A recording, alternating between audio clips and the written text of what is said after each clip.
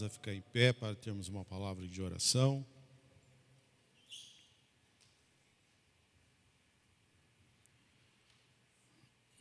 Invoque o Senhor, a presença dEle na sua vida, nesta manhã, de forma pessoal, única, para que você tenha um aproveitamento da parte dEle sobre a tua vida. Senhor, no nome de Jesus, nós te adoramos, Tu és o nosso Deus, Senhor das nossas vidas, Senhor de todas as coisas, e nós nos reunimos nesse momento, ó Pai, para abrirmos os nossos corações, para declararmos o nosso amor, a nossa dependência ao Senhor, e dizer, ó Pai, que nós precisamos da Tua palavra para vivermos e sobrevivermos. Senhor, nós te pedimos que nesta manhã o Senhor ministre uma porção do Senhor para cada um de nós, de uma forma pessoal, de uma forma específica, de forma que nós possamos, ó Deus, expressar a cada dia a Tua vontade através das nossas vidas, e que o receber da Tua palavra possa ser entendido pelo Senhor como também uma expressão da nossa adoração, do nosso louvor ao Teu santo nome. Nós te invocamos, te adoramos, em nome de Jesus. Amém. Bem, amados, pode se sentar. Nós estamos falando sobre evangelização e o tema de hoje são dois temas também que serão diluídos num estudo só, que é a urgência de um ganhador de almas e o poder para ganhar almas. Deixa eu ver se está literalmente de acordo com a revista. É isso mesmo.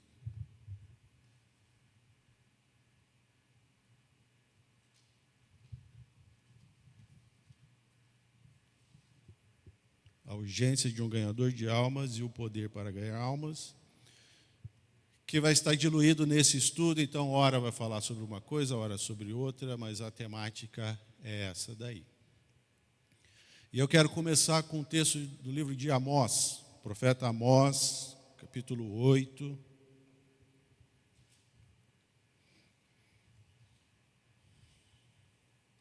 Versículo 11.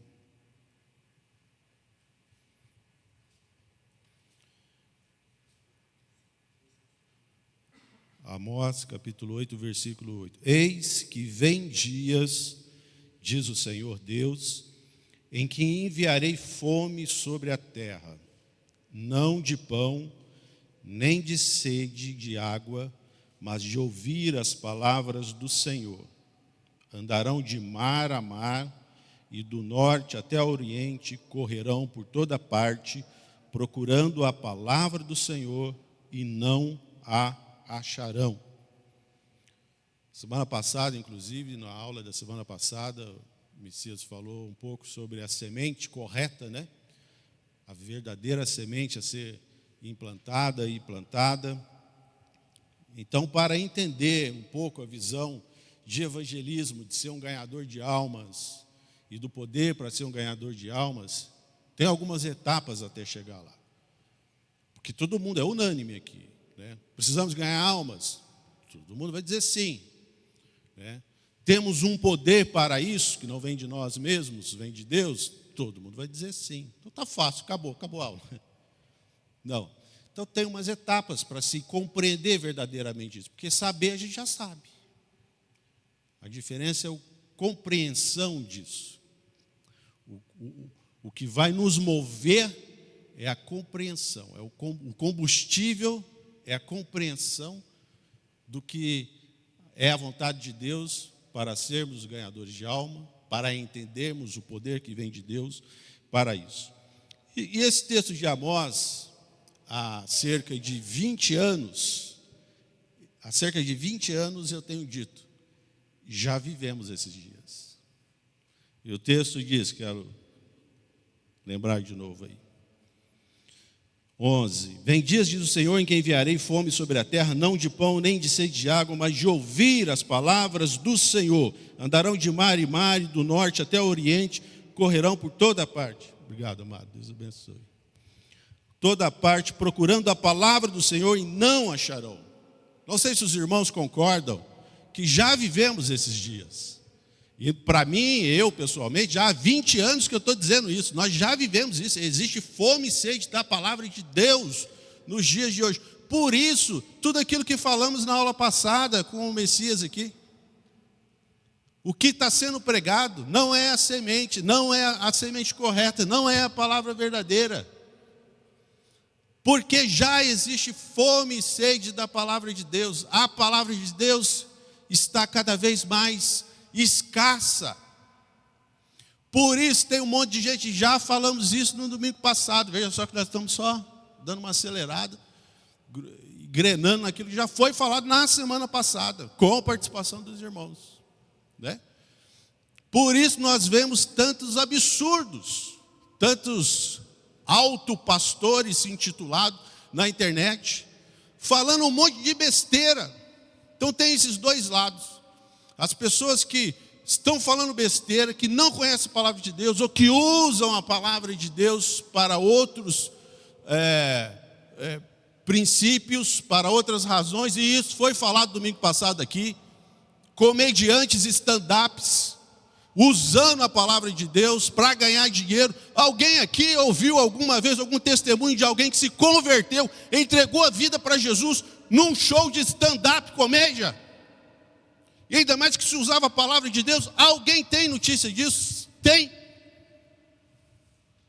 Porque a prioridade não é a palavra de Deus. Não é.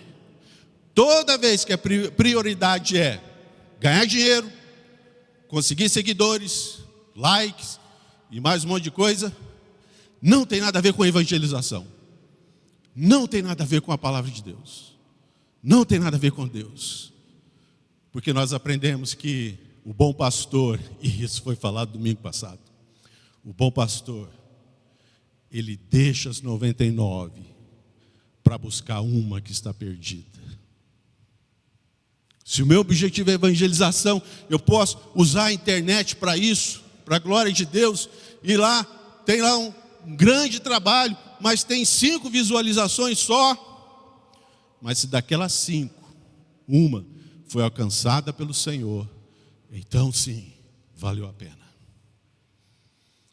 Mas se a prioridade é dinheiro, seguidores e tal, não tem nada a ver, nem com a palavra de Deus, nem com a evangelização, nem com a vontade de Deus. Então, quando esse texto diz que a fome e sede da palavra de Deus, também tem o outro lado, das pessoas que estão famintas pela palavra de Deus, estão sedentas pela palavra de Deus, e não tem encontrado, porque corre atrás de um, corre atrás do outro. Aí alguém fala, vai lá naquele show que é uma bênção.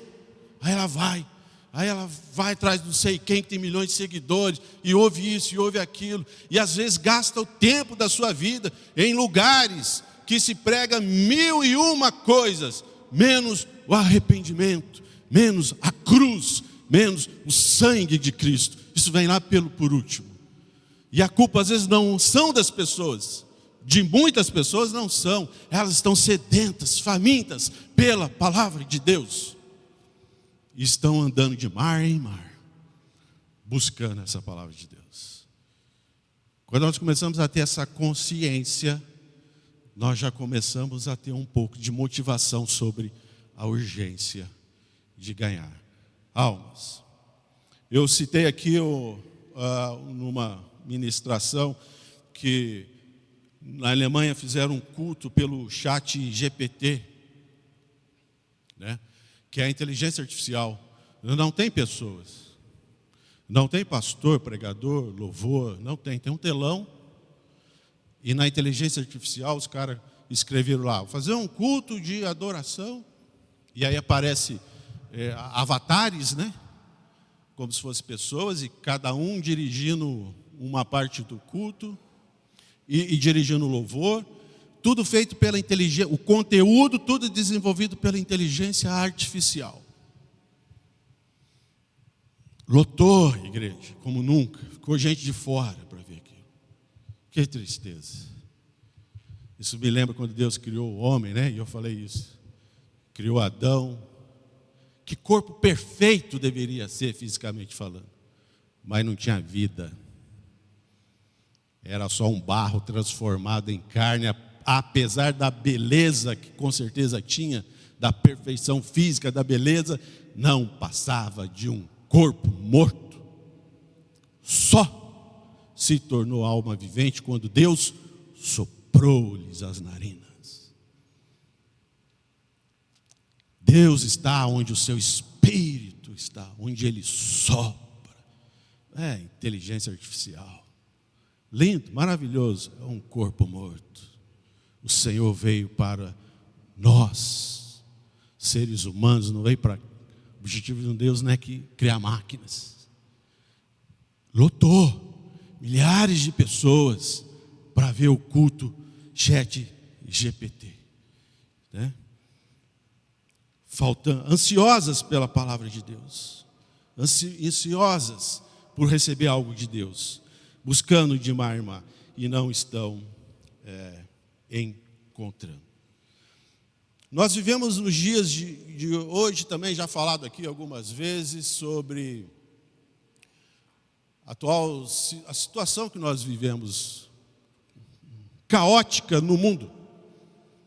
E aí os irmãos podem citar algumas coisas, por exemplo, descriminalização do aborto. Está aí. O que mais na nossa sociedade que está se degradando? Porque a descriminalização do aborto é certeza. Certeza. O que mais os irmãos se lembram? A não ser que os irmãos não moram no Brasil. O que mais que os irmãos se lembram? Liberação das drogas. Vai ser... não, essa é maconha. Vai liberar. E aí quem é que vai vender para esse pessoal? É outra etapa, né? Vai liberando. Drogas, aborto, o que mais? Cultura, né? O que é a música para mim hoje não é música. O que é música hoje para o Jó, para mim não é música.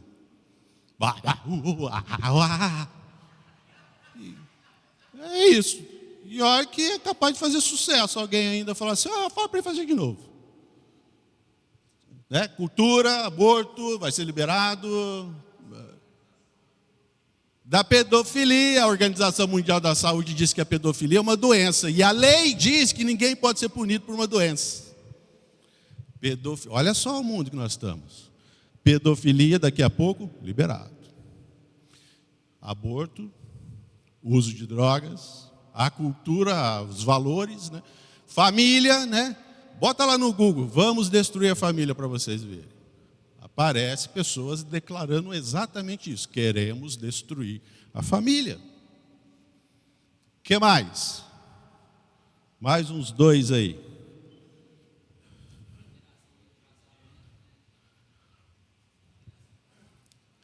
O casamento gay, que também já existe, né? Você usa outro documento, né?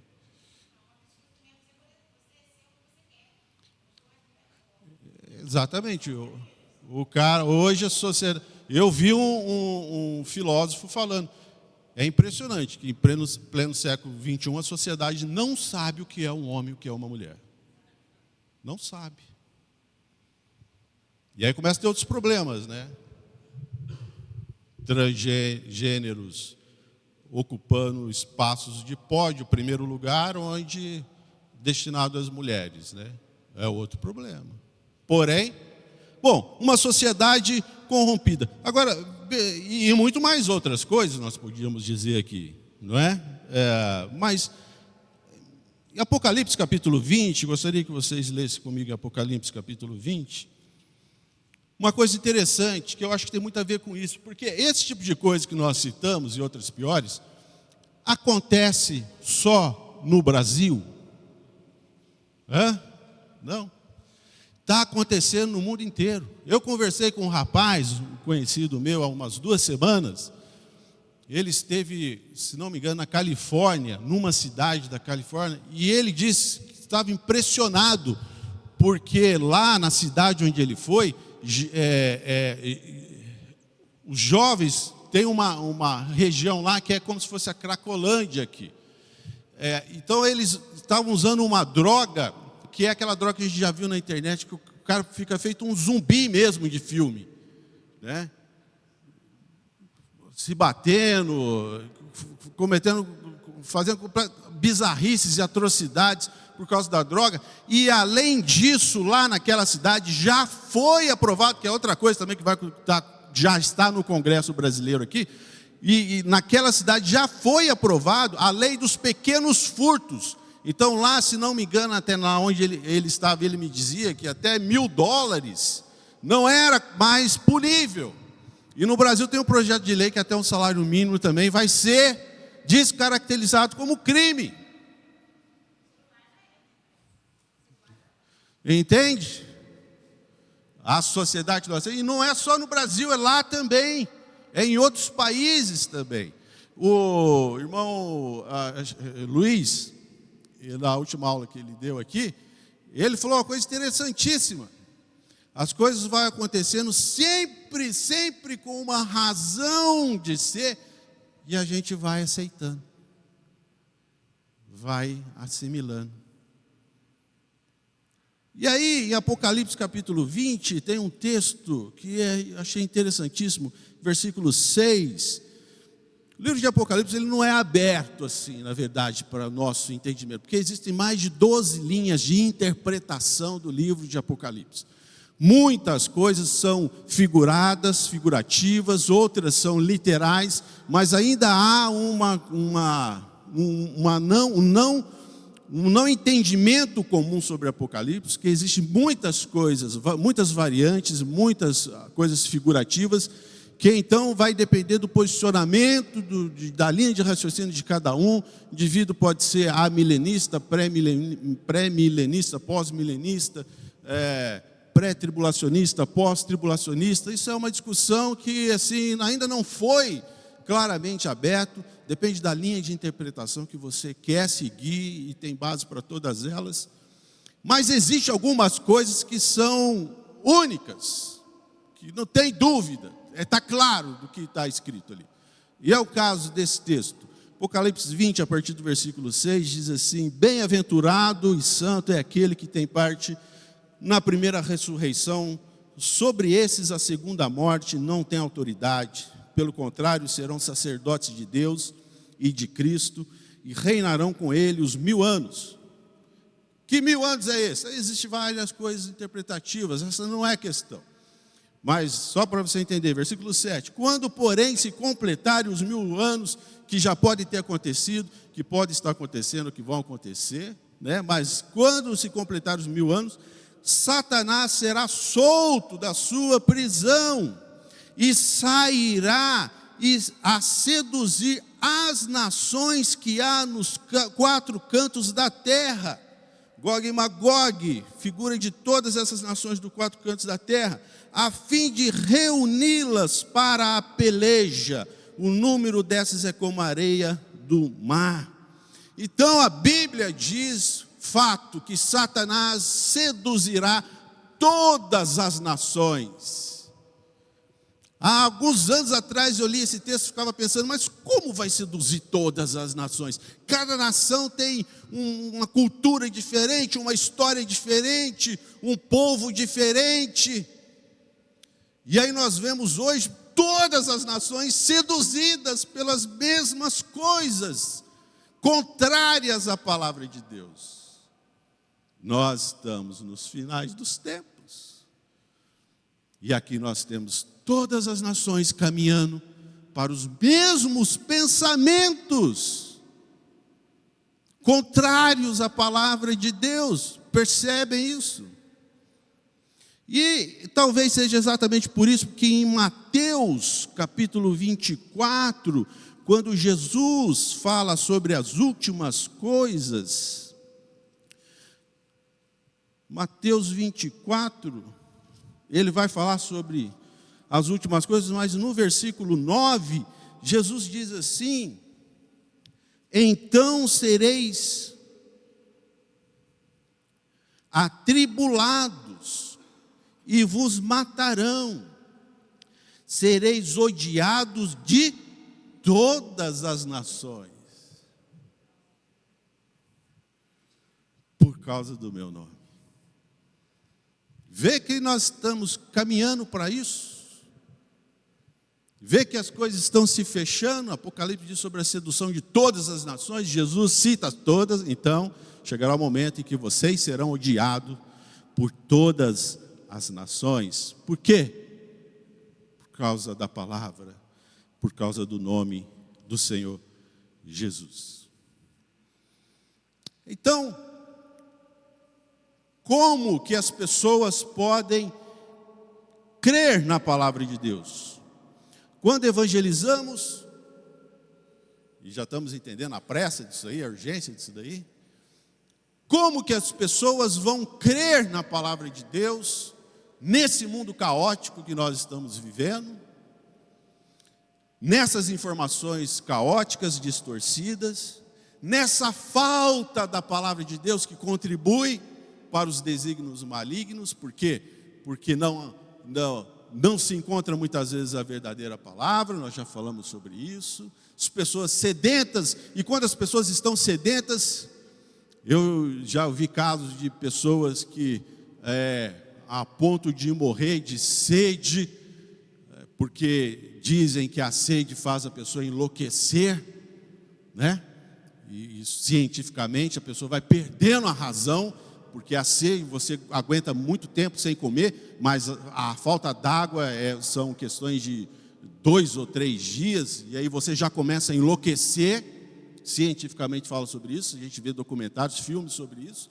E eu soube uma vez, há muito tempo, de um caso de uma pessoa que, a ponto de morrer de sede, perdida em algum lugar, ela encontrou um galão de gasolina e bebeu a gasolina, na loucura de poder matar a sua sede, pelo menos.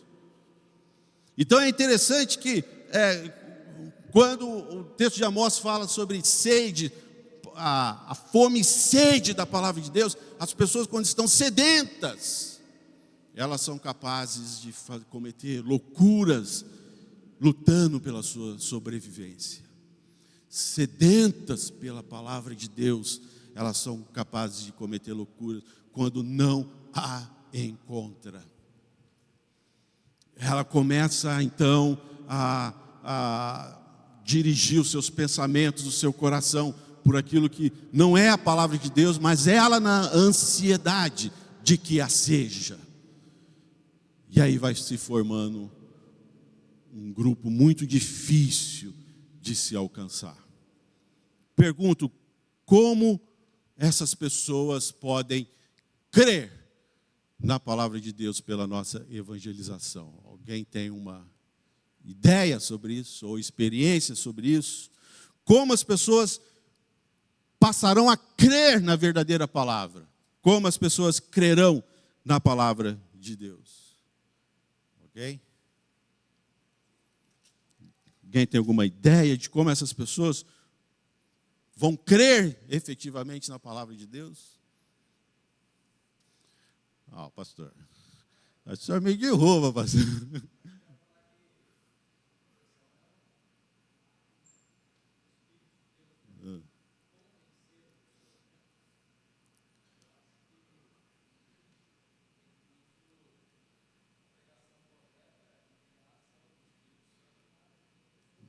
Pois é. Paulo fala sobre isso. Em Romanos capítulo 10. Abra comigo Romanos capítulo 10, versículo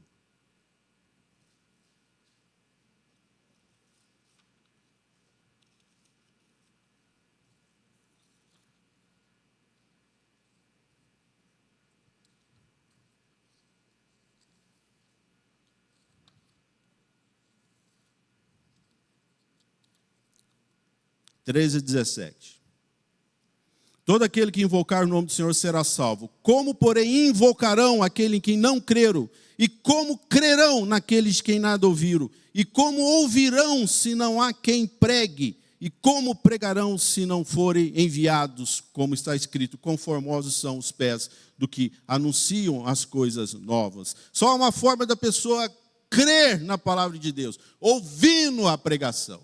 Que seja pregado a palavra àqueles que ainda não conhecem a verdadeira palavra. Por isso que em 2 Timóteo, capítulo 4, esse texto também já foi lido aqui, Timóteo, capítulo 4, 2 Timóteo, capítulo 4, do versículo 1 a 5, diz assim: conjuro-te. E essa palavra pode estar diferente aí para você, dependendo da sua tradução. Significa conclamo, brando, grito, exorto, conjuro-te perante Deus e Cristo Jesus, que há de julgar vivos e mortos pela sua manifestação e pelo seu reino. Prega a palavra, insta. E instar significa insistência, significa agir reiteradamente, continuamente, sem parar. É gozado que, será que é daí que veio o nome Instagram? Sem parar, sem sair, sem desistir. Instar significa isso. Prega a palavra, sem parar, continuamente. Insta, quer seja oportuno, quer não. Corrige, repreende, exorta com toda longanimidade e doutrina, pois haverá tempo em que não suportarão a sã doutrina. É hoje ou não é? Não suportarão a sã doutrina. Pelo contrário, cercar-se-ão de mestres segundo as suas próprias cobiças, como que sentindo coceira nos ouvidos. Isso é um erro muito grande de quem está sedento pela palavra de Deus e não está encontrando. Ela subjuga a Bíblia, ela subjuga a palavra de Deus de acordo com seus pensamentos. Por isso ele diz aqui: haverá tempo em que cercar-se-ão de mestres segundo as suas próprias cobiças. Não! Nós devemos subjugar nossa vida sob a palavra de Deus. O que significa? Nós temos que mudar de ideia, muitas vezes. Nós temos que mudar o comportamento, muitas vezes, porque a palavra de Deus está nos ensinando. Mas se eu começo a colocar a palavra de Deus de acordo com os meus pensamentos, eu estou me cercando de mestres segundo as minhas próprias cobiças. Tem nada a ver com a palavra de Deus. Porque a palavra de Deus é o que Paulo falou aqui antes. Ela corrige, ela repreende, ela exorta com longanimidade, ela exorta com doutrina. Isso significa que ela está sendo eficaz na minha vida. Mas quem coloca a Bíblia, a palavra de Deus, debaixo dos seus próprios pensamentos, está invertendo os valores. Versículo 4, 2 Timóteo 4:4. Se recusarão a dar ouvidos à verdade, entregando-se a fábulas. Tu, porém, Timóteo, coloca teu nome aqui. Tu, porém, sê sóbrio em todas as coisas, suporta as aflições, faze o trabalho de um evangelista. Está aí o trabalho do evangelista. Está aí o desafio para quem quer ser evangelista. Está aí a direção para um evangelista. Faze o trabalho de um evangelista. Cumpre cabalmente o teu ministério. Desafiador? Dá para sentir aí um primeiro no motor de evangelismo? E por que tudo isso? Olha que coisa interessante. Vou fazer uma pergunta polêmica, mas não vou entrar em polêmica.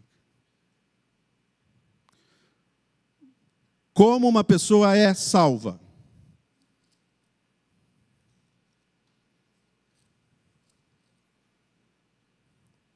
Como uma pessoa é salva? O que faz ela ser salva? Hã? Então, Marcos capítulo 16.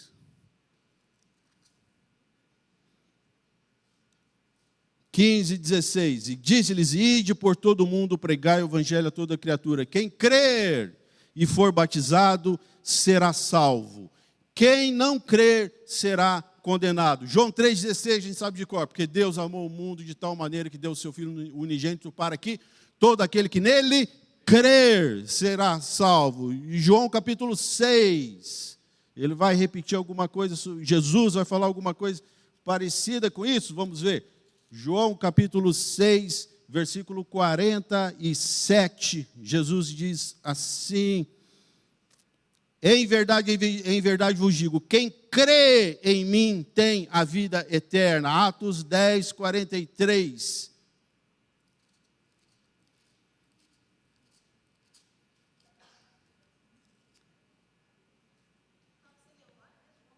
João 6, 47. Atos 10, 43 diz assim: dele, Jesus, todos os profetas dão testemunho de que por meio do seu nome, todo aquele que nele crê, recebe remissão de pecados. Então, como é que uma pessoa é salva? Ela precisa crer em Jesus. Ela precisa crer nessa palavra. É a primeira coisa que vai levar ela a uma transformação de vida. A que vai levá-la aos pés de Jesus. É crer. Por isso Paulo fala em Romanos 10, pregue a palavra. Como crerão se não há quem pregue?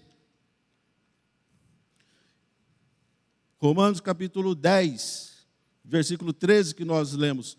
Como crerão se não há quem pregue? E isso é interessante quando Paulo fala isso, porque em João capítulo 5, 24, Jesus vai falar alguma coisa parecida. 5, 24, Jesus diz assim: em verdade vos digo, quem ouve a minha palavra e crê naquele que me enviou, tem a vida eterna, não entra em juízo, mas passou da morte para a vida. Quem ouve a minha palavra. E no capítulo 12 de João, versículo 47, veja, estou tentando te mostrar a ênfase que Paulo e que Jesus dá na pregação da palavra como ponto fundamental para o evangelismo. João capítulo 12, versículo 47, veja só: se alguém ouvir as minhas palavras e não as guardar, eu não o julgo, porque eu não vim para julgar o mundo, e sim para salvá-lo. Quem me rejeita e não recebe as minhas palavras, tem quem o julgue. A própria palavra que tenho proferido, essa o julgará no último dia. Percebam quantas vezes Jesus repete palavra. Quantas vezes Jesus dá ênfase à palavra. Versículo 48. Quem me rejeita e não recebe as minhas palavras, tem quem o julgue. A própria palavra que tenho proferido, essa o julgará no último dia. Porque eu não tenho falado por mim mesmo, mas o Pai me enviou. Esse me tem prescrito o que dizer, o que anunciar. E sei que o seu mandamento é a vida eterna. As coisas, pois, que eu falo, como o Pai me tem dito, assim falo. Olha, eu não sei como que esse texto não é um dos textos mais lidos, mais conclamados, mais discutidos, mais pregado, mais falado na história. Em outras palavras, Jesus está dando aqui não só o caminho de evangelização, de pregação, de transformação. Ele está mostrando que Ele é a palavra. Por isso, e esse tema é muito tratado no Evangelho de João, porque o primeiro capítulo de João começa com isso. No princípio era a palavra de Deus. E no versículo 14 diz: e a palavra de Deus se encarnou. Jesus. Ele é a palavra, Ele é a característica da palavra de Deus. A nossa mente humana às vezes não tem condição de imaginar. Ele é a palavra encarnada. Ele é o ponto central de todas as coisas. Tudo que se refere à palavra é Jesus. Atos capítulo 18. Também já falei sobre isso aqui. Mas não posso deixar de falar em Atos capítulo 18. Aí nós fazemos um link aqui com o que já foi falado, com o que nós já falamos hoje.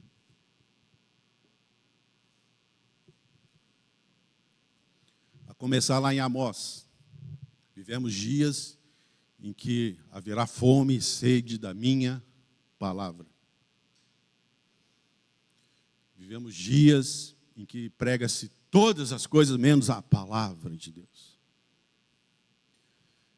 Vivemos dias em que o mundo está se deturpando, mas a palavra de Deus está se cumprindo. Nós vimos isso em Apocalipse, e Jesus confirmando, falando sobre as nações.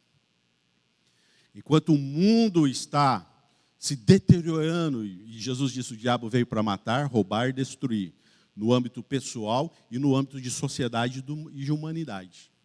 Então, a sociedade está sendo roubada, seus direitos direitos de vida. A sociedade está sendo destruída. A sociedade, a família, os valores estão sendo mortos. Esse é o mundo que nós vivemos. Completamente distante de uma vida que se fosse relacionada com a palavra de Deus. E aí Atos tem uma informação interessante. Atos capítulo 18, já li isso aqui numa outra ministração, versículo 24. Nesse meio tempo chegou a Éfeso um judeu natural de Alexandria, chamado Apolo, homem eloquente e poderoso nas Escrituras. Vocês já viram algum texto como esse na Bíblia? Apolo era poderoso nas Escrituras. Era ele instruído no caminho do Senhor, e sendo fervoroso de espírito, falava e ensinava com precisão a respeito de Jesus. O conhecedor eloquente e poderoso nas Escrituras ensinava com precisão a respeito de Jesus, conhecendo apenas o batismo de João. Ele, pois, começou a falar ousadamente na sinagoga, ouvindo-o, porém, Priscila e Áquila, tomaram-no consigo e com mais exatidão lhe expuseram o caminho de Deus. Querendo ele percorrer a Acaia, animaram-no os irmãos e escreveram aos discípulos. Quando ele falou que ia para a Acaia, ficou todo mundo animado. Escreveu aos discípulos para o receberem. Tendo chegado, auxiliou muito aqueles que, mediante a graça, não mediante a Escritura, esse mediante a graça creram, mas ele auxiliou muito os que haviam crido mediante a graça. Versículo 22, porque com grande poder convencia publicamente os judeus, provando por meio das Escrituras que Cristo é Jesus.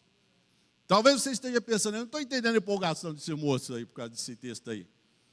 Vou tentar te injetar a mesma empolgação. Nessa época não existia o Novo Testamento.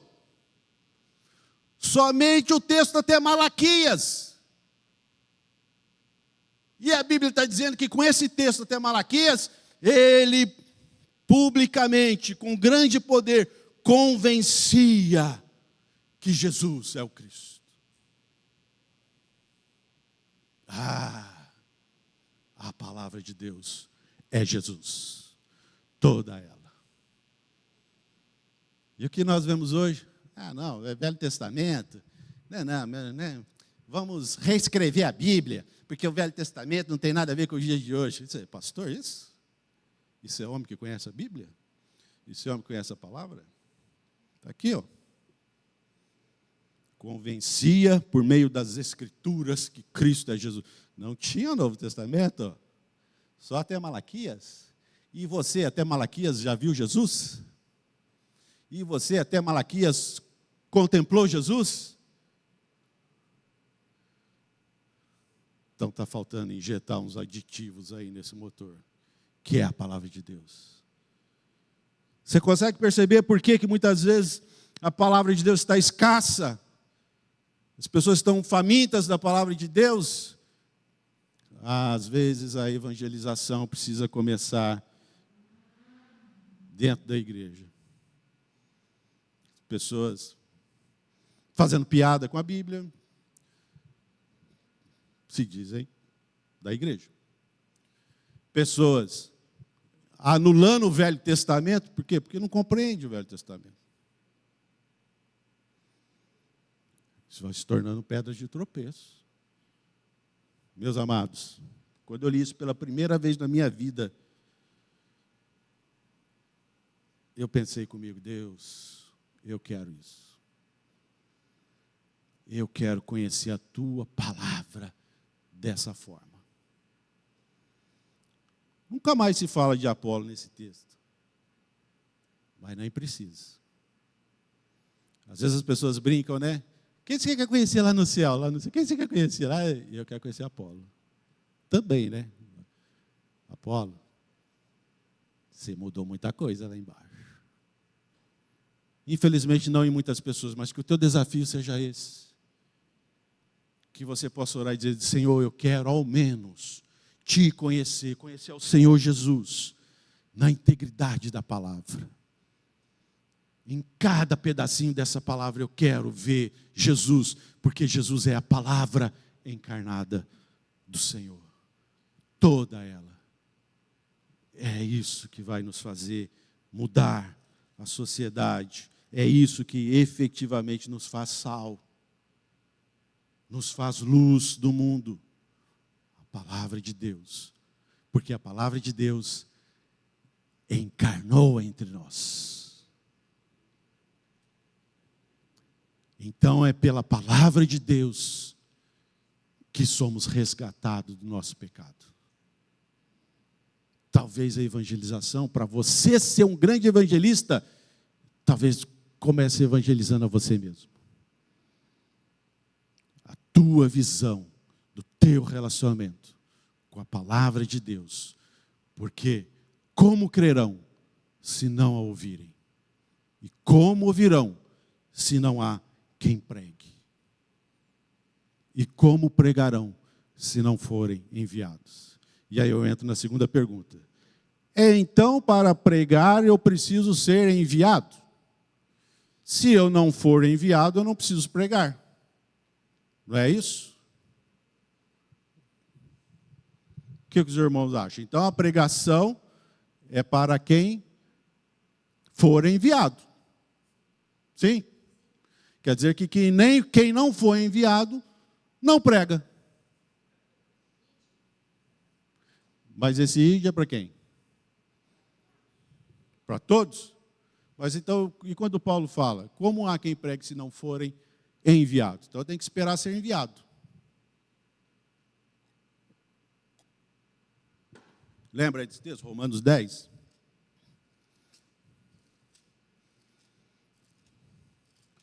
Romanos 10, de 13 a 17.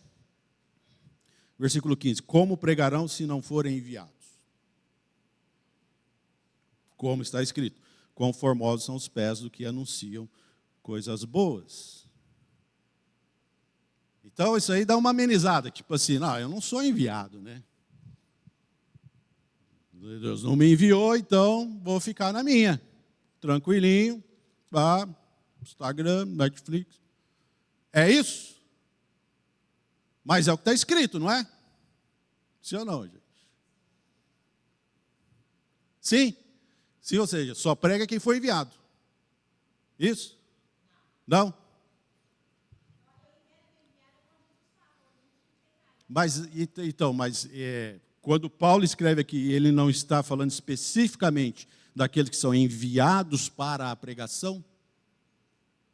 E quando Jesus fala, Jesus não está falando para a igreja de uma forma geral? E aí esses enviados fazem parte da igreja.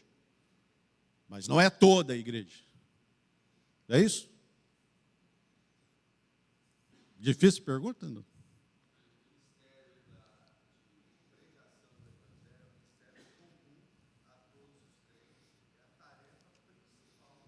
Então, com quem Paulo está falando nesse versículo 10?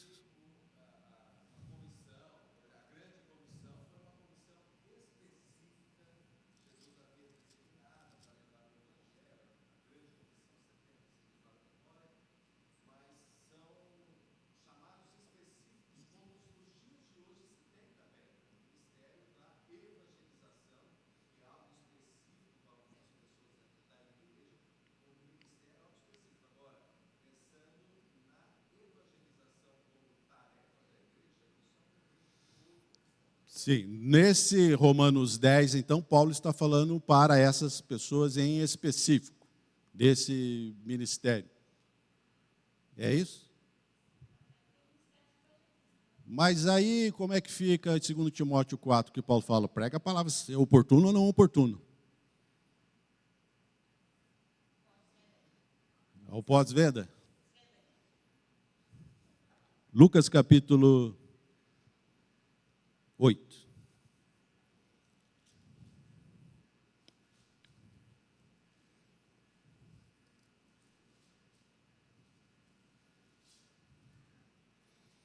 Versículo 16. Ninguém, depois de acender uma candeia, uma luz, a cobre com um vaso ou a põe debaixo de uma cama. Pelo contrário, coloca-a sobre um velador, a fim de que os que entram vejam a luz. Jesus é a luz das nossas vidas quando nós o conhecemos. Ninguém, quando encontra essa luz, a esconde. Ela quer que todos a vejam. Você creu no Senhor Jesus, entregou sua vida a Ele, você é o enviado. Porque aquele que conhece a luz não a esconde, como Jesus ensina aqui.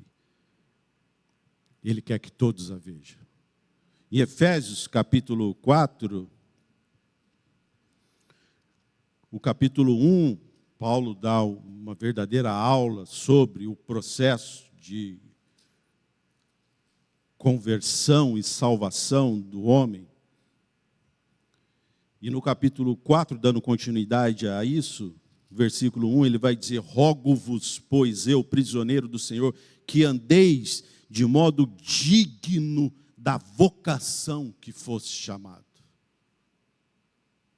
Da vocação que fosse chamado. Você foi chamado para a luz, esta é a tua vocação.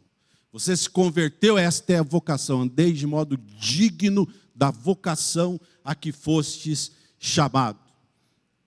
No capítulo 1, no versículo 18, quando ele está explicando o processo de salvação, ele diz que todo esse processo de entendimento da salvação de Deus, no versículo 18, capítulo 1 de Efésios, iluminados os vossos corações, para saberdes qual é a esperança, a expectativa do teu chamamento. Em outras traduções diz da tua vocação. Então você tem um chamado, uma vocação, que é mostrar essa luz a todos. Você não vai esconder essa luz, essa candeia. Isso faz parte de quem é chamado. Então, portanto, nós somos enviados a essa missão. Então, como crerão, pergunta Paulo, se não houver quem pregue? E como pregarão se não for a palavra de Deus? Então esse é o nosso chamado, esse é a nossa e é o nosso poder. A palavra de Deus. Lembra de Apolo? Convencia a todos publicamente com as escrituras. Porque eu posso titubear, você pode titubear, você pode ser colocado, prensado na parede, eu também, mas a palavra de Deus não. A palavra de Deus não. O que eu tenho que fazer então? Conhecer a palavra de Deus. Submeter-me à palavra de Deus. Eu posso ser colocado em, como é que fala? Saia curta? Não, saia justa, Pode falar, viu, gente? Está amarrado. Pressionado. Mas a palavra de Deus não. Então, se eu não sei sair de alguma situação, falta-me a palavra de Deus. Se você já esteve em situações constrangedoras na pregação, talvez Deus estivesse dizendo para você: falta-te um pouco mais de mim. Falta-te um pouco mais da palavra, porque esse é o poder para alcançar as pessoas, para crerem no Senhor. Porque a palavra é o próprio Cristo encarnado. Então voltamos a 2 Timóteo, capítulo 4. E é interessante porque é como que é um resumão de tudo que nós falamos. Timóteo, capítulo 4. Versículo 1 e 2, até o 5, né? Mas eu acho que até o 2 a gente relembra tudo isso.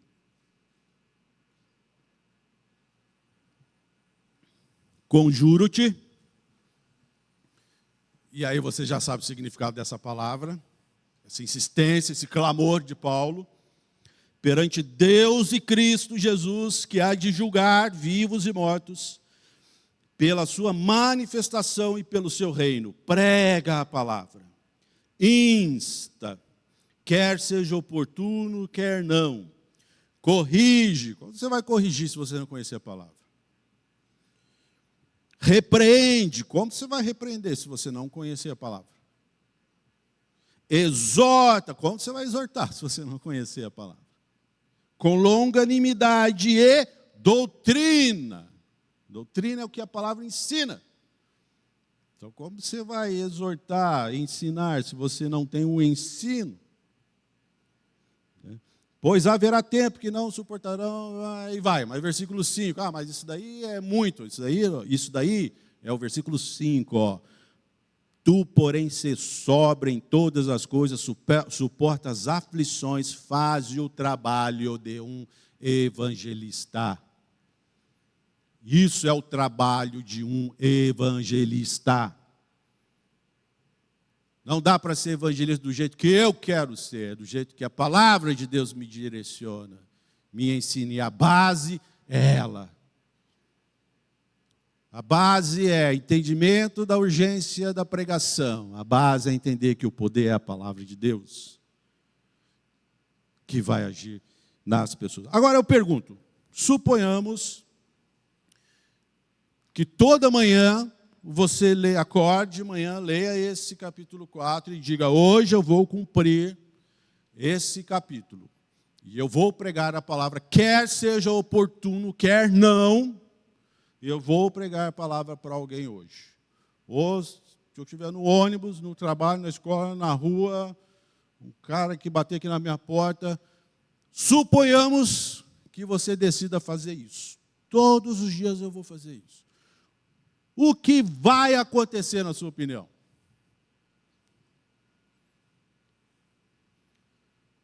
Com você, ou com as pessoas, resposta aberta. Então, todo dia eu vou fazer isso. Imagina aí o seu dia a dia, você conhece o seu dia. Todo dia você fazendo isso, eu prego a palavra. Quer seja oportuno ou não, quer me ouçam ou não, quer falem comigo ou me ignorem, mas eu vou fazer isso. Todo dia, todo dia, todo dia. O que vai acontecer? Duas coisas. Rejeitar muita gente. Muitas pessoas ouvirão e poderão crer. O que mais? Só o pastor que fala. Quando só o pastor fala, é porque está difícil aqui na frente. Aqui é um pastor. É porque precisa trocar o carinha aqui da frente, então, pastor. Alguém tem mais alguma opinião? Ser odiado pela palavra. Pode ser. Mais experiência. Tá. Beleza, foram conceitos humanos. Agora, espiritualmente. O que você acha que pode acontecer espiritualmente? Tanto com você, quanto a pessoa que ouviu, quanto o mundo, a geração. Principalmente com você, talvez, né? Espiritualmente falando assim, o que você acha que vai acontecer? Imagina, todo dia eu prego espiritualmente. Irmão, você não faz nem ideia. Buscar mais a Deus, mais em relacionamento com Deus. Pode ser. Um levante espiritual. Pode ser. Pode ser. Posso dizer eu o que eu acho que vai acontecer? Olha, se você disser assim, hoje eu vou cumprir cabalmente capítulo 4, versículo 1 a 2 aqui, todo dia, e insistir, uma semana, um mês, 2 meses, sabe o que vai acontecer? Sabe o que vai acontecer na tua vida? Nada. Nada. E na vida das pessoas, agora, e na vida das pessoas que estão ouvindo, todo dia ouve, todo dia essa pessoa, tem uma pessoa, seja diferente, todo dia alguém ouve uma palavra tua. Uma semana, um mês, 2, sabe o que vai acontecer? Nada. Não vai acontecer nada. Mas como é que é isso? Presta atenção. Nós estamos falando do capítulo 4. É uma carta. É o final de uma carta do apóstolo para o evangelista. Para você cumprir o capítulo 4 e ver grandes coisas acontecendo na tua vida e na vida de pessoas que vão te ouvir, independente se no primeiro momento você seja rejeitado, humilhado, mas grandes coisas, o céu se abrir para muitas pessoas serem resgatadas da morte, talvez anos depois de ter ouvido uma palavra tua num ônibus ou em algum lugar. Sabe quando que isso vai acontecer? Quando você viver e entender capítulo 1, 2 e 3 de 2 Timóteo. Porque o 4 é a conclusão, é o final da carta, é o final do livro. Não queira avaliar o livro inteiro lendo o último capítulo. Não queira as grandezas de Deus no último capítulo, sendo que Paulo gastou tempo ensinando o evangelista primeiro a chegar nesse ponto. Então eu vou dar uma pincelada no capítulo 1, por exemplo, e olha que eu estou falando só de 2 Timóteo. Teve uma outra carta antes, mas estou falando só de 2 Timóteo. Antes de Paulo falar, prega a palavra, quer seja oportuno ou não, Paulo vai dizer para Timóteo, no capítulo 1, a partir do versículo 6, por essa razão te admoesto, Timóteo, te chamo a atenção, reavives o dom de Deus que há em ti. Reavives o dom de Deus que há em ti, meu irmão. O chamado de Deus, o primeiro amor, o desejo de se relacionar mais com o Senhor. Reavives o dom que há de Deus sobre ti. Versículo 7, porque Deus não nos tem dado espírito de covardia, mas de poder. Entenda isso primeiro. Deus não te deu um espírito de covardia, porque você tem a palavra de Deus. Por isso ele diz, te deu o espírito de poder, de amor, porque você conhece a palavra de Deus. E de moderação, e eu gosto muito dessa expressão do apóstolo Paulo. Moderação. Porque quando a gente ouve moderação, a gente pensa que é o quê? Calma. O resto, modera aí. Moderação. Não é isso. Moderação significa equilíbrio. Equilíbrio. Às vezes você tem que ser duro. Isso é moderação. Às vezes você tem que ser firme. Isso é moderação. Porque é equilíbrio. Não é baixar a bola. Você vai só baixando a bola para ver o que acontece. Moderação significa equilíbrio, e você tem a palavra de Deus, você tem o chamado de Deus, você tem o dom de Deus, você tem o poder que é a palavra de Deus, por isso haja com moderação, equilíbrio, amor, ternura, quando necessário for, mas dureza, quando necessário for. Não é assim que criamos nossos filhos, é assim que Deus cria seus filhos também. Versículo 9. Deus que nos chamou com santa vocação. Será que eu sou chamado? Você é chamado, porque creu, porque entregou a sua vida. Então, você precisa ter essa consciência e reavivar o dom que há em você, de agir com o poder da palavra de Deus, com amor e moderação, e entender que você tem um chamado, que você tem uma santa vocação. No capítulo 2, versículo 1, Paulo vai falar para Timóteo, tu, pois, filho meu, fortifica-te na graça que está em Cristo Jesus. E o que de minha parte ouviste através de muitas testemunhas, isso mesmo transmite a homens fiéis e também idôneos para instruir aos outros. Participa dos meus sofrimentos como bom soldado de Cristo. Nenhum soldado em serviço se envolve em negócios desta vida, porque o seu objetivo é satisfazer aquele que o arregimentou. Igualmente, o atleta não é coroado, senão lutar segundo as normas. O lavrador que trabalha deve ser o primeiro a participar dos frutos. Pondera o que acabo de dizer, porque o Senhor te dará compreensão de todas as coisas. Entender que você não pode se envolver com as coisas do mundo, significa o quê? Colocar qualquer outra coisa em primeiro lugar. Primeiro eu quero alcançar isso, depois me dedicarei à igreja. Primeiro eu quero alcançar isso, depois verei se o Senhor tem um ministério para mim. Tudo que colocamos em primeiro lugar em relação a Deus está fora da característica de um evangelista. Paulo está chamando Timóteo a sua atenção e dizendo: fortifica-te, Timóteo.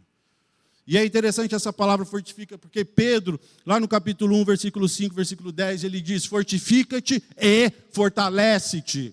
No nosso dicionário, fortificar e fortalecer é a mesma coisa, mas biblicamente não. Fortifica e fortalece-te. Fortalecer é quando você recebe algo de fora. Fortificar é quando é de dentro de você. É uma luta do seu interior. Eu preciso vencer isso. Eu preciso conquistar isso que eu desejo. Fortifica-te e não se envolva com as coisas do mundo. Mas eu tenho planos, sonhos, sim. Em primeiro lugar, Deus. Buscai primeiro o reino de Deus. Todas as coisas vos serão acrescentadas. Em primeiro lugar, você imagina assim, se Deus me disser para abandonar isso que eu tanto sonho, eu abandonaria sem problemas? Então, se a resposta for sim, você pode ser abençoado por Deus e conquistar o que você quer. Mas se você pensar duas vezes, mas eu sempre quis isso, mas eu sempre sonhei. Falta um pouco mais da palavra em ti. Falta um pouco mais de Deus em ti. Não queira sair por aí pregando a palavra, quer fora do tempo, quer no tempo. Não vai acontecer nada. Você vai ser esbofeteado. Cumpre o ensino de Paulo. No capítulo 2, no versículo 15, procura apresentar-te a Deus, Timóteo, aprovado, como obreiro que não tem do que se envergonhar e que maneja bem a palavra da verdade. Gosto disso daí. Eu não conheço muito bem a Bíblia aqui. Paulo está dizendo, você tem que conhecer. Que maneja bem a palavra da verdade. Lembra? A palavra é o poder de Deus para você convencer aqueles que não creem. Era assim com Apolo, lembra de Apolo? Como crerão se não há quem pregue? Como pregarão se não conhece a palavra? E Paulo vai dizer para Timóteo, procura apresentar-te a Deus aprovado, como obreiro, que não tem do que se envergonhar e que maneja bem a palavra da verdade. Não queira sair por aí pregando a palavra, quer fora do tempo, quer no tempo. Capítulo 4, você vai ser esbofeteado. Experimenta conversar com alguém dos mormons. Se você não estiver muito firmado na palavra, você quase se converte ao mormonismo. Pega o testemunho de Jeová, que eles estão empenhados a estudar.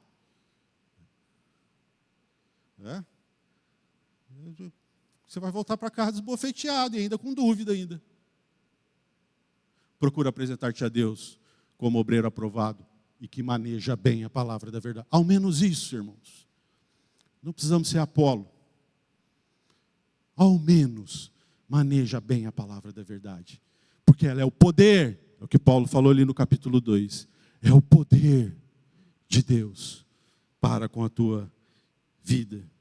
Capítulo 3, de 1 a 5, sabe isto, nos últimos dias, e são os dias que vivemos, sobrevirão tempos difíceis, os homens serão egoístas, avarentos, jactanciosos, arrogantes, blasfemadores, desobedientes aos pais, ingratos, irreverentes, desafeiçoados, implacáveis, caluniadores, sem domínio de si, cruéis, inimigos do bem, traidores, atrevidos, enfatuados, mais amigos dos prazeres que amigos de Deus, tendo forma de piedade, negando-lhe, entretanto, o poder. Foge destes.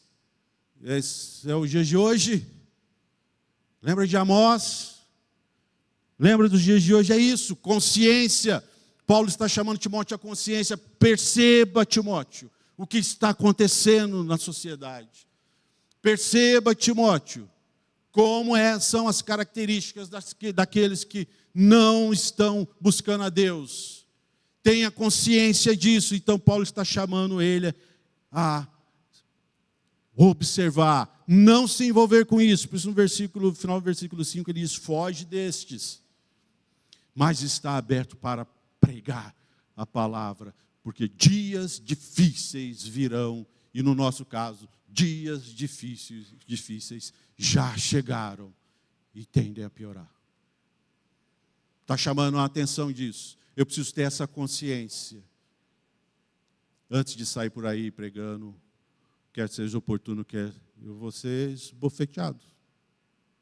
Porque eu não tenho consciência do que está acontecendo. E quando alguém levanta um argumento, eu não tenho consciência de que aquele argumento faz parte do sentimento de uma realidade dessa, do capítulo 3. Não, não é assim.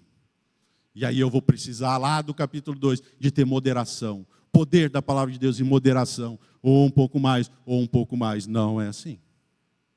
Equilíbrio para falar da palavra. E ao menos, quem sabe, experimentar algo como Apolo experimentava. Convencia publicamente que Jesus era o Cristo. Tão somente com a palavra de Deus. Não é com a história própria. Não é com as experiências próprias. Experiências próprias são muito bons, assim, mas o que transforma é a palavra de Deus.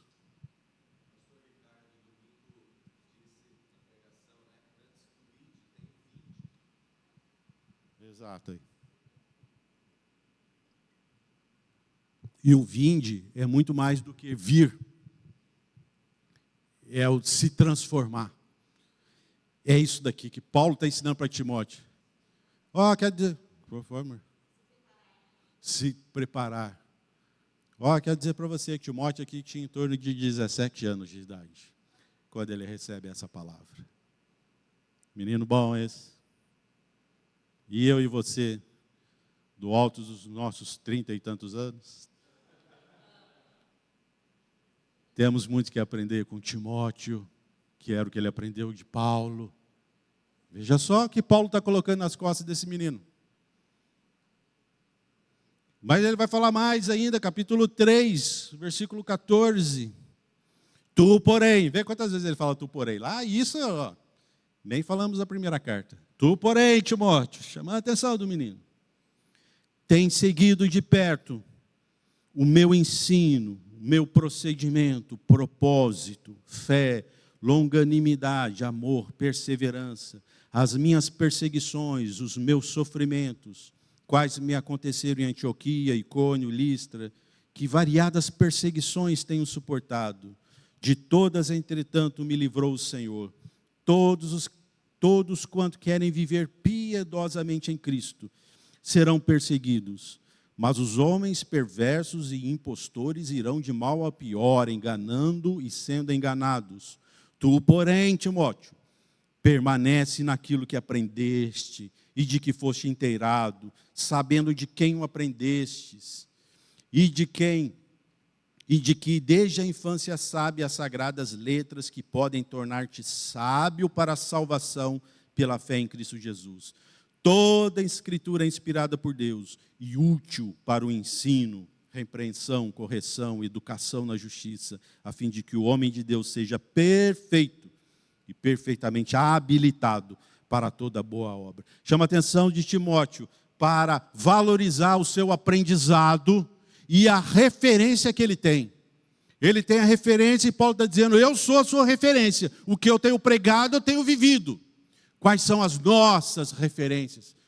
Meu amado, você precisa ter referência de ensino, de doutrina, da palavra de Deus. E a referência não precisa ser uma pessoa específica. Não, longe disso, aliás. Mas a doutrina de Deus, da igreja como um todo. Como a igreja está fazendo, como a igreja está agindo. Da palavra de Deus em relação a você. O quanto essa palavra está mudando você. O quanto essa palavra mudou e está mudando, e ela é contínua. Há quanto tempo você não muda de ideia por conta da palavra de Deus? Talvez seja tempo de buscar referências na palavra de Deus. Há quanto tempo você não toma decisões baseadas pela palavra de Deus? Eu, por mim mesmo, não faria isso, mas porque a palavra de Deus diz, eu vou fazer. Você, no seu coração, quantas experiências você já teve desse tipo? No último ano. Referência, Paulo está dizendo, tenha referência. Eu sou sua referência, porque eu vivo o que eu estou te pregando a você. Saiba que essa intimidade com o Senhor Jesus te trará perseguição. Tu, porém, permanece no que aprendestes, no que foi inteirado. O que a palavra de Deus te ensina, te ensinou, permanece no que você aprendeu. Porque ela é o poder de Deus para a tua vida. Você vai ser bombardeado, por isso estou dizendo. Não saia por aí pregando a palavra, quer seja oportuno, quer não seja. Sem ter essa preparação que Paulo ensina a Timóteo, você vai ser esbofeteado. Então busque isso. Mas o nosso objetivo, sabendo que somos enviados, chamados numa santa vocação, e que devemos ser evangelistas, como Paulo fala no capítulo 4, toda essa preparação é obrigação nossa, daquele que quer viver em intimidade e de acordo com a plena vontade de Deus. Por isso, no capítulo 4, ele vai dizer, tu, porém, conjuro-te, Timóteo, prega a palavra, quer seja oportuno, quer não seja oportuno, porque ele sabe que Timóteo já tem uma preparação para esse entendimento. Já está qualificado para esse entendimento. Se eu não estou, qualifica-te. Deus não vai mandar um anjo bater na porta da sua casa, meia-noite, e dizer, eis aqui, assim como ele fez com Isaías, o Senhor está me mandando botar uma brasa sobre você, e a partir de manhã você já estará capacitado. Não. O alimentar-se do dia a dia, por isso Jesus fala, nem só de pão viverá o homem, mas de toda palavra que sai da boca de Deus. Amém, irmãos? Alguém quer fazer alguma colocação, discordância, pergunta, reclamação?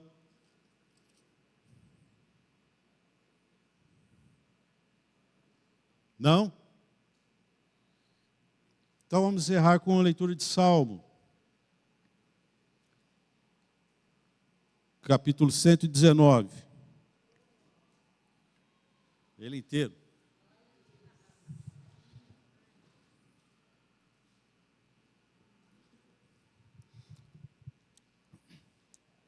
Então o tema hoje era a urgência de ganhar almas.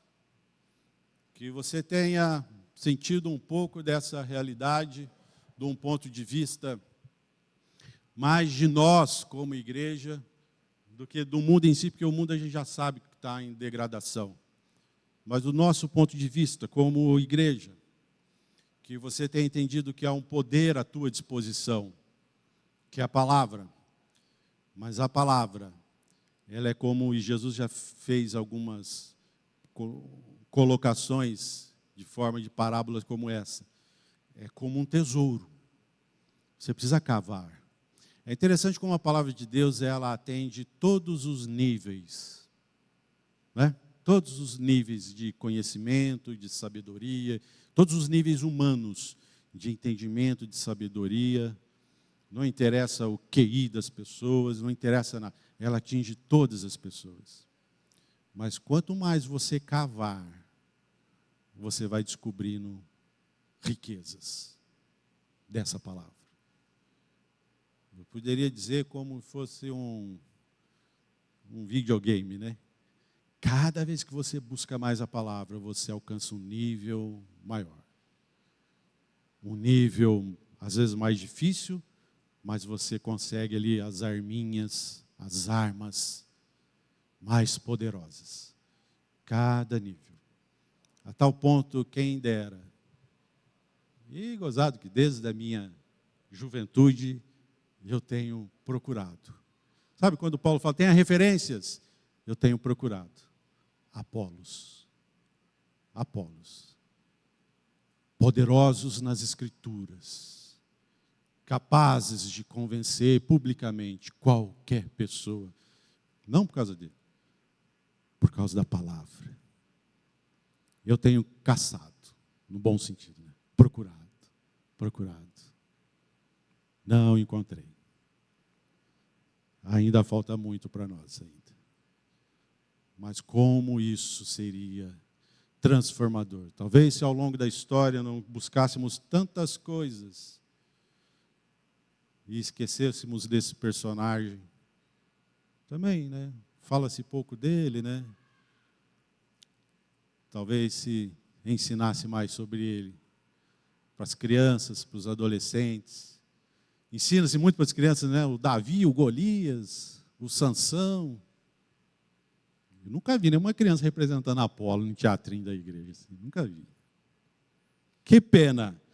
Fiquem de pé, vamos encerrar. Vamos ler o texto do Salmo 119.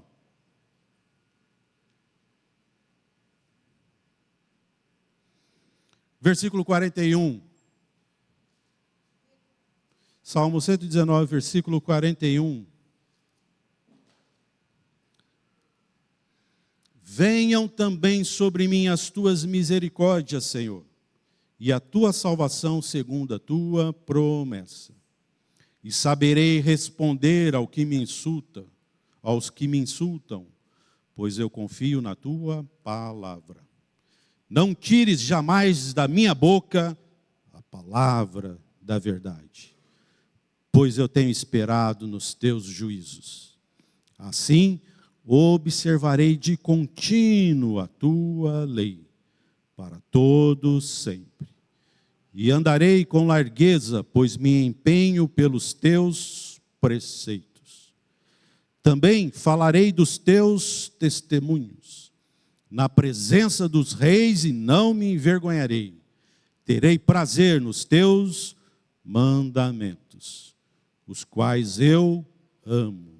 Para que os teus mandamentos, que amo, levantarei as mãos e meditarei nos teus decretos.